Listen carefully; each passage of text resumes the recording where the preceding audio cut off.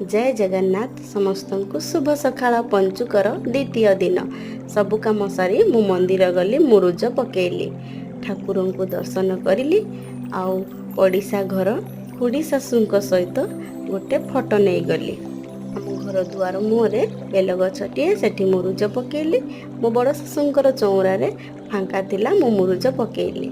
आम घर पाखरे ए कुकुरटी सब बेले थाए मो स्वामी ताकू कला लगे देइचंती ताकू किछि खाइबाकू देली से अनेइथिला तापरे मु सौदा नहीं बाहरिली मो आउ जणे पड़िशा घर खुड़ी शाशु घर को हंस अछंती मते कामुड़ीबा को गोडांती मु डांग देखै पळै गली। खुड़ी बेल गछ मूले पानी दे पूजा करुथिले तांको बगीचा से एते सुंदर करी तांको दुआर मुह सब सजेइचंती खुड़ी चौरा रे मुरुज पकेइचंती।